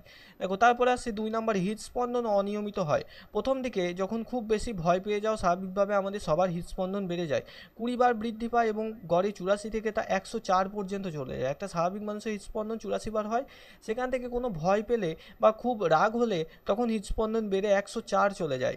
ওকে, আর হৃদস্পন্দন বাড়লেই আমাদের রক্তের চাপও বেড়ে যাবে শরীরের মধ্যে, তাই তো। এবং তারপরে দেখো পুনরায় বৃদ্ধি পাচ্ছে, এবং তারপর পুনরায় বৃদ্ধি পায়। অভ্যন্তরীণ পরিবর্তন ছাড়াও প্রক্ষোভকালে পেশিসমূহের সক্রিয়তা, পালিয়ে যাওয়া, প্রতিবর্ত ক্রিয়া, হাত পা ছোড়া ইত্যাদি বাহ্যিক পরিবর্তন কিন্তু দেখা যায়। ওকে, ইত্যাদি বাহ্যিক পরিবর্তন দেখা যায়। এটা 4.70, ঠিক আছে, 4.70, হ্যাঁ 72 বার হয়। স্বাভাবিক একটা সাধারণ মানুষের হৃদস্পন্দন পালস রেট 72 বার, ঠিক আছে, এখানে গড়ে 84 বার দেখানো হয়েছে। অর্থাৎ সমস্ত বয়সের মিলে শিশু, বৃদ্ধ, পরিণত সবার। আর একটা পরিণত মানুষের হৃদস্পন্দনের হার 72 বার মিনিটে। ওকে, দেখো প্রক্ষোভকালে নিঃশ্বাস প্রশ্বাস, রক্তচাপ, হজমক্রিয়া এইসবের উপর পরীক্ষা করেছিলেন কে? ল্যান্ডিস নামক একজন বিজ্ঞানী, ঠিক আছে, ল্যান্ডিস নামক একজন বিজ্ঞানী এইসবের উপর পরীক্ষা করেছিলেন। এবং মেটাবলিজমের উপরেও পরীক্ষা করেন।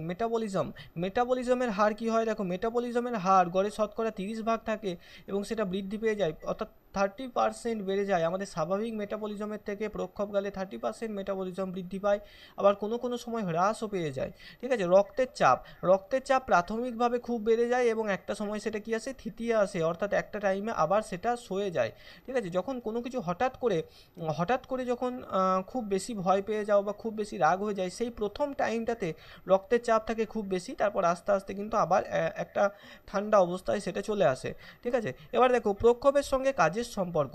প্রক্ষোভ ব্যক্তিকে কর্মে প্রবৃত্ত করে, অর্থাৎ প্রক্ষোভের জন্য আমরা কাজে নিযুক্ত হয়। ঠিক একইভাবে প্রেষণাও কিন্তু ব্যক্তিকে কর্মে নিযুক্ত করে। প্রক্ষোভ কিন্তু ব্যক্তিকে কর্ম থেকে দূরেও সরিয়ে দেয়। যেমন ভয় পেলে আমরা নিরাপদ আশ্রয়ের জন্য দৌড়াচ্ছি বা নিরাপদ আশ্রয় খুঁজছি, অর্থাৎ আমরা একটা কাজে নিযুক্ত হচ্ছি ভয় পাওয়ার পর। ভয় একটা প্রক্ষোভ, সেটা আমাদের একটা কাজে নিযুক্ত করলো। কী কাজে? নিরাপদ আশ্রয় খোঁজার কাজে। ওকে, রাগ হলে আমরা তার উপরে আক্রমণ করি, অর্থাৎ তোমার খুব রাগ হলো, তুমি এসে একদম একটা চর বসিয়ে দিলে তাকে, ঠিক আছে। তো রাগ হওয়ার ফলে কি হচ্ছে, তুমি একটা কাজ করছো কি, তার উপরে আক্রমণ করছো, তাকে চর মারছো, ঠিক আছে। 7 নম্বর দেখো, প্রক্ষোভের স্থায়িত্ব। মনে রাখবে শিশুদের মধ্যে প্রক্ষোভের স্থায়িত্ব হয় কম, শিশুদের মধ্যে প্রক্ষোভের স্থায়িত্ব হয় খুবই কম, এবং পরিণত বয়সের যে মানুষ তাদের মধ্যে প্রক্ষোভের স্থায়িত্ব কিন্তু বেশি হয়। ওকে, প্রক্ষোভ বেশি সময় স্থায়ী থাকে। দেখো শৈশবকাল ব্যতীত প্রক্ষোভ দীর্ঘস্থায়ী হয়। শৈশবকালে এই প্রক্ষোভ কিন্তু দীর্ঘস্থায়ী হয় না। শৈশবে একবার মনে হবে এখন সাইকেল চালাই, একবার মনে হবে এখন ব্যাডমিন্টন খেলি, একবার মনে হবে এখন ক্রিকেট খেলি, মনটা চারিদিকে ছটফট করবে, ঠিক আছে। দেখো সময়ের সঙ্গে সঙ্গে প্রক্ষোভের তীব্রতা হ্রাস পেলেও একটা রেস থেকে যায়, একেই মেজাজ বা মুড বলে, ঠিক আছে। আচ্ছা, এত দূর অবধি ক্লিয়ার বোঝা গেছে কিনা বলবে? ক্লিয়ার বোঝা গেছে? কারো কোনো সমস্যা? 7 নম্বরটা, প্রক্ষোভের স্থায়িত্ব হচ্ছে কি, মনে রাখবে শিশুকাল অর্থাৎ শৈশব অবস্থাতে কি হচ্ছে, যে আমাদের যে প্রক্ষোভের স্থায়িত্ব সেটা দীর্ঘস্থায়ী হয় না। অর্থাৎ দেখেছো কখনো যে কোনো শিশু রাগ করে 2 দিন ভাত খায়নি? দেখেছো? এমন হয় না, সে কিছুক্ষণ পরেই ভুলে যায় রাগটা, বা ভয় পাওয়ার পর কিছু সময় পরে সে আস্তে আস্তে আবার স্বাভাবিক হয়, ঠিক আছে। কিন্তু যে বয়স্ক ব্যক্তি যারা থাকে তারা একবার রেগে গেলে অনেকক্ষণ রেগে থাকে। তাই বয়স্ককালে, পরিণতকালে এই যে প্রক্ষোভ সেটা স্থায়ী অনেক বেশি হয়, এবং ছোট বয়সে সেটা অনেক কম স্থায়ী হয়। ওকে, এই যে প্রক্ষোভ, এটার ওপরই তো আমাদের মেজাজ বা মুড নির্ভর করছে, সেই জন্য এটাকে মেজাজ বলা হচ্ছে। দেখো যেমন প্রক্ষোভ, তোমার যদি খুব রাগ হয়, তখন রাগ প্রক্ষোভটা যদি তোমার ওপর হাবি হয় তাহলে তোমার মুডটা অন্যরকম হবে। তোমার যদি খুব আনন্দ হয় সেটাও একটা প্রক্ষোভ, সেখানে তোমার মুড অন্যরকম হবে, ঠিক আছে। আচ্ছা, এবার প্রক্ষোভের শ্রেণীবিভাগ, প্রক্ষোভের শ্রেণীবিভাগটা একটু দেখো। তো দুই প্রকারের প্রক্ষোভ আমরা প্রথমত পেয়ে থাকবো। কি কি? একটা হচ্ছে মৌলিক প্রক্ষোভ, একটা হচ্ছে কি মৌলিক প্রক্ষোভ, মৌলিক প্রক্ষোভ, এবং একটা হচ্ছে মিশ্র প্রক্ষোভ। মৌলিক প্রক্ষোভ মিশে একাধিক মৌলিক প্রক্ষোভ মিশে কিন্তু একটা মিশ্র প্রক্ষোভ তৈরি করে। এবং আরেকটা পাবো আমরা কি অর্জিত প্রক্ষোভ। দেখো মৌলিক প্রক্ষোভ কি? মৌলিক প্রক্ষোভ যে সমস্ত প্রক্ষোভ জন্ম অবস্থায় দেখা যায় তাকে মৌলিক প্রক্ষোভ বলা হয়। ঠিক আছে, জন্মের সময় যে সমস্ত প্রক্ষোভ দেখা যায় তাকে মৌলিক প্রক্ষোভ বলা হয়। ওয়াটসনের মতে শিশুর মধ্যে তিনটে মৌলিক প্রক্ষোভ দেখা যায়, যেমন কি কি? ভয়, ক্রোধ এবং ভালোবাসা, যেটা বললাম FAL, ফল। ওকে, ফল, FAL, ফল, fear, anger and love. Trick কি? মনে রাখা ট্রিক, যে মৌলিক নামক ছেলে, এই যে ফল, ফল মানে কি আমরা জানি পড়ে যাওয়া, তাই তো? এই যে মৌলিক নামক ছেলেটি গাছ থেকে পড়ে গেল, মনে রাখবে মৌলিক নামক ছেলেটি গাছ থেকে ফল অর্থাৎ পড়ে গেল। এখানে ফল মানে কি? FALL, তুমি একটা এল ভাববে। ঠিক আছে, FALL, ফল। মৌলিক প্রক্ষোভ কোনগুলো এখান থেকে প্রশ্ন আসে। FALL, ফল মানে পড়ে যাওয়া। মৌলিক নামক একটা ছেলে গাছে আম পাড়তে উঠেছিল, সে এখন পড়ে গেছে গাছ থেকে, হাত ভেঙে গেছে। F দিয়ে ফিয়ার, ফিয়ার অর্থাৎ ভয়। A দিয়ে অ্যাঙ্গার অর্থাৎ রাগ, এবং L দিয়ে লাভ অর্থাৎ ভালোবাসা। ওকে, L দিয়ে লাভ অর্থাৎ ভালোবাসা। কি বলছো? ও কালি দিয়ে করুন, আচ্ছা বোঝা যাচ্ছে না, ঠিক আছে স্যার। হাফ, হাফটা কি? হাফটা বলেছিল ওয়াটসন, ঠিক আছে, JB ওয়াটসন, HALF, এটা বলেছিলেন কে? এটা বলেছিলেন ওয়াটসন, ওয়াটসন, ঠিক আছে। হেট অর্থাৎ ঘৃণা, অ্যাঙ্গার, ওকে, লাভ এবং ফিয়ার, এটা হচ্ছে ওয়াটসনের বক্তব্য। ঠিক আছে, আচ্ছা পরে দেখো ম্যাকডুগাল এর মতে আমাদের আচরণ নিয়ন্ত্রণকারী 14টি প্রবৃত্তির সঙ্গে 14টা। আবার ম্যাকডুগালে দেখো সেই একই বক্তব্য, বইয়ে যে কোনো জায়গায় ম্যাকডুগালে সে একটাই বক্তব্য বারবার পাবে, 14টা মৌলিক প্রক্ষোভযুক্ত 14টা প্রবৃত্তির সাথে। ঠিক আছে, এগুলো কি? ভয়, ক্রোধ, বিরক্তি, সহানুভূতি, কাম, বিস্ময়, হীনমন্যতা, আত্মগৌরব, একাকিত্ব, স্বাধিকারবোধ, সৃজনী, স্পৃহা। কোনো রকম মুখস্থ করার দরকার নেই, শুধু সংখ্যাটা মুখস্থ করবে। 14টা প্রক্ষোভের কথা কিন্তু ম্যাকডুগাল বলেছেন। তারপরে দেখো মিশ্র প্রক্ষোভ কাকে বলবো? মিশ্র অর্থাৎ মেশানো খিচুড়ির মতো। দেখো একাধিক মৌলিক প্রক্ষোভ, এই যে মৌলিক প্রক্ষোভগুলো পড়লাম এইগুলো সব মৌলিক প্রক্ষোভ যেগুলো ম্যাকডুগাল বলেছে। তো এই একাধিক মৌলিক প্রক্ষোভ কিন্তু মিশে একটা মিশ্র প্রক্ষোভ উৎপন্ন করছে। ঠিক আছে, একটা মিশ্র প্রক্ষোভ উৎপন্ন করছে। ওকে, এই যে ধরো মুখ্য মৌলিক প্রক্ষোভ কোনগুলো? এই তিনটে, ফিয়ার, অ্যাঙ্গার, লাভ, অর্থাৎ ভয়, রাগ এবং ভালোবাসা, এই তিনটে মিশে একটা করে প্রক্ষোভ তৈরি করে। যেমন অ্যাঙ্গার, অ্যাঙ্গার অর্থাৎ রাগ এবং ফিয়ার, এই দুটো মিশে কি তৈরি করে? ঘৃণা বা হেটকে তৈরি করে। ওকে, ঘৃণা বা হেটকে তৈরি করে। এই যে ঘৃণা, এটা একটা আমাদের মিশ্র প্রক্ষোভের উদাহরণ। আবার পরবর্তীতে আমরা দেখব ওয়াটসন যদি এটাকে মিশ্র প্রক্ষোভে রাখেননি। ঠিক আছে, পরবর্তীতে দেখো লজ্জা, লজ্জা, ঠিক আছে, লজ্জা দুটো প্রক্ষোভ দিয়ে হয়। আচ্ছা বলো তো কী কী দিয়ে হতে পারে লজ্জা? কী কী কারণে লজ্জা হতে পারে? ভয়, ক্রোধ এবং ভালোবাসার মধ্যে কোন দুটো প্রক্ষোভ মিশে লজ্জা তৈরি করে? এইভাবেও প্রশ্ন দিতে পারে। বলো কি কি একটা ব্যক্তির ওপর কোনটা কোনটা থাকলে তাকে লজ্জা লাগবে তোমার? কি মনে হচ্ছে বলো? ফিয়ার, অ্যাঙ্গার, লাভ, এর মধ্যে কি কি থাকবে? একদম তাই, ভয় আর ভালোবাসা। ভয়, আমি আবার তোমাদের মতো VOI ভয় লিখে দিলাম। আচ্ছা, ফিয়ার, ফিয়ার অ্যান্ড লাভ, ওকে, এই দুটো জিনিস মিশে একটা জিনিস তৈরি করছে, সেটা হচ্ছে লজ্জা। ওকে, লজ্জা। তো এইভাবে এইভাবে কিন্তু যার প্রতি তোমার ভয় থাকবে এবং যার উপরে ভালোবাসা থাকবে সেই ব্যক্তিকে লজ্জা লাগবে। তো এইভাবে কিন্তু একাধিক মৌলিক প্রক্ষোভ মিশে একটা মিশ্র প্রক্ষোভ উৎপন্ন করছে। মিশ্র প্রক্ষোভের উদাহরণগুলো জলের মতো মুখস্থ রাখবে। শ্রদ্ধা, কৃতজ্ঞতা, করুণা, ঈর্ষা, লজ্জা, জাস্ট এই কোটা মুখস্থ রাখবে, কারণ কোনটা মিশ্র প্রক্ষোভ, কোনটা মৌলিক প্রক্ষোভ, কোনটা মিশ্র প্রক্ষোভ নয়, এই ধরনের প্রশ্ন সিটেটে বহুবার এসেছে। ওকে, তারপরে দেখো অর্জিত প্রক্ষোভ। অর্জিত প্রক্ষোভ কোনগুলোকে বলবো? যে প্রক্ষোভগুলো, ওকে, যে প্রক্ষোভগুলো দেখো আমরা পরিবেশ থেকে অভিযোজনের ফলে অর্জন করেছি। যেমন কি? যেমন কোনো আশা, আকাঙ্ক্ষা, অনুশোচনা ইত্যাদি, এগুলো হচ্ছে কি অর্জিত প্রক্ষোভ। যেমন এই যে ধরো কিছুদিন আগে, যেমন 23 সালে টেট পরীক্ষা হওয়ার আগে বারবার ডেট চেঞ্জ হচ্ছিল, তো তোমাদের কি হচ্ছিল? তখন তোমরা হতাশ হয়ে পড়ছিলে, তাই তো? এইটাও একটা প্রক্ষোভ, যে হতাশা। এটা কি? এটা কি তোমাদের যে আকাঙ্ক্ষা ছিল একটা পরীক্ষা দেব, সেটা কি পূরণ হচ্ছিল না, সেই কারণে তোমরা কিন্তু হতাশ হয়ে পড়ছিলে। তো এটা একটা অর্জিত প্রক্ষোভের মধ্যে পড়ছে। ঠিক আছে, এই ধরনের প্রক্ষোভ আমরা পরিবেশ থেকে অর্জন করি। আচ্ছা, অন্য দিক থেকে আবার আরও দু রকমের প্রক্ষোভ হয়, মানে এই প্রক্ষোভগুলোকে আবার দুটো শ্রেণীতে ভাগ করা যায়। কি কি? একটা হচ্ছে হিতকর, অর্থাৎ যেসব প্রক্ষোভগুলো আমাদের ক্ষতি করে না, ঠিক আছে, ক্ষতি করে না, তাদের হিতকর প্রক্ষোভ বলে।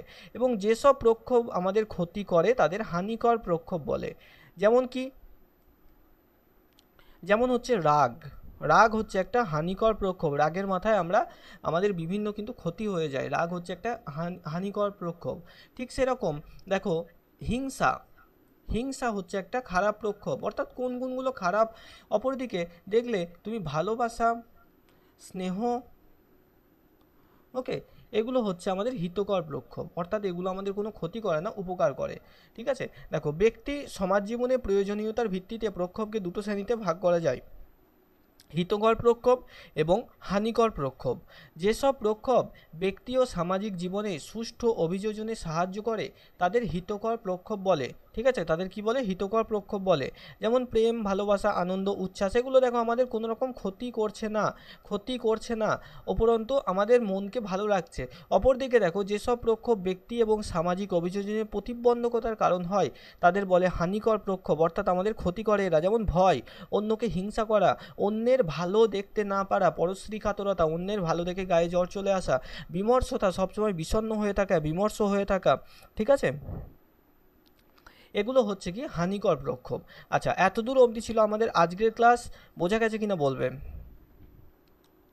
আচ্ছা সুমন, ঠিক আছে, হ্যাঁ, তাহলে তোমাদের সিটেটের ইয়েটা একবারে হয়ে যাবে না, ইংলিশগুলো একটু দিলে।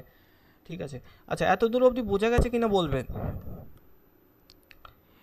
ওকে, অভিজিৎ, আচ্ছা, পূজা, সুমন, মিলি, সৌভিক, জান্নাতি ইসলাম, সাবিনা মোল্লা, শম্পা মাঝি, মাসুমা বেগম, সীমা গড়াই, সুমন ঘোষ, ক্লিয়ার।